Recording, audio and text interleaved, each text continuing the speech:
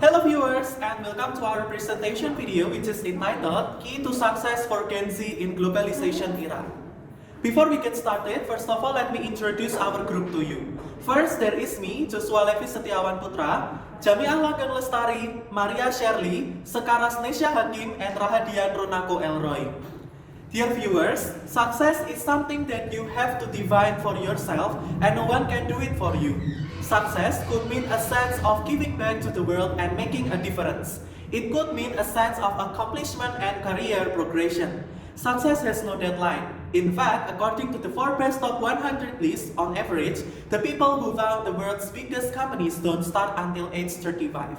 Out of 539 founders, the average age of starting their company was 40. Many of the world's most successful people don't even start pursuing their dream until their 50s or 60s. Success doesn't mean by a certain age, at a certain time, or by a certain deadline. It isn't about any other person measure or metrics except your own. Here, Generation Z or Gen Z for short, colloquially also known as Zoomers, is a demographic cohort succeeding millennials and preceding Generation Alpha. Researchers and popular media use the mid to late 1990s as starting birth years and the early 2010s as the ending birth years. Most members of Generation Z are children of Generation X. As the first social generation to have grown up with access to the internet and portable digital technology from a young age, members of Generation Z have been dubbed digital natives, even though they are not necessarily digitally literate. Generation Z teenagers are more concerned than other generations with academic performance and job prospects and are better at delaying gratification than their counterparts. From the 1960s, despite concern to the contrary, meanwhile, youth subcultures have been quieter though they have not necessarily disappeared. Globally, there is evidence that the average age of pubertal onset among girls have decreased considerably compared to the 20th century, with implications for their welfare and their future. In addition, adolescents and young adults in Generation Z have higher rates of allergies, higher awareness and diagnosis of mental health problems, and are more likely to be sleep deprived. In many countries, Gen Z ER is more likely to have diagnosed intellectual disabilities and psychiatric disorder than older generation. Around the world, members of Generation Z are spending more time on electronic devices and less time reading books than before, with implications for their attention span, their vocabulary, and thus their school grades, as well as their future in the modern economy. At the same time, reading and writing fan fiction is a vogue worldwide, especially among teenage girls and young women. In Asia, educator is the 2000s and 2010s typically sought out and nourished top student warriors in Western Europe and the United States. The emphasis was on low performance. In addition, East Asia and Singaporean students consistently earned the top spot in international standardized tests during the 2010s. Globalization is the process of increased interconnectedness among countries, most notably in the areas of economics, politics, and culture. McDonald's in Japan, French film being played in Minneapolis, and the United Nations are all representation of globalization. Global opportunities are programs where you can to select where you would like to go. Their opportunities don't have specific location, but instead you can go wherever your project leads you. Going global is not just for large corporations. Small and medium enterprise can get into the action too. But why even tap the international market when selling to the local market is already a challenge? There are many reasons entrepreneurs should go global. Here are two. The first is the opportunities obviously are much greater. For companies that already dominate their sector, the next step is to look for potential customer abroad. But even for smaller business, including exporters and outsourcing firms, the arbitrage model of selling products and services at a higher price to foreign markets using cheaper local labor and material makes a lot of sense. The second one is foreign competition. With the globalization and economic integration among countries, the entry of foreign firms, especially regional ones, is inevitable. So company needs to be more aggressive not only in defending their local turf, but also to consider going head to head in regional markets. And how to be a good young entrepreneur? One, you must professional. Two is problem solving. Three, knowledge. Social skill, open-minded, empathy, and be customer focused. As globalization is a good thing, there is a heated debate about the true effects of globalization and if it really is such a good thing.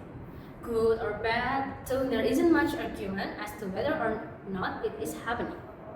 Let's look at the positives and negatives of globalization and you can decide for yourself whether or not it is the best thing for our world. Here are the keys for success. Invest in multiple businesses. Most self-made billionaires are people who invested in many different business opportunities at once instead of focusing on just one idea, while there are also plenty of business owners who have focused on one idea and succeed. It is harder to do this, and if you fail, many more of your resources are lost. For the first-time entrepreneurs, instead of taking an idea from the ground up, it may be more appealing to run other businesses and be a part of their inceptions, limiting your risk without limiting your opportunity for profit. Angel investors.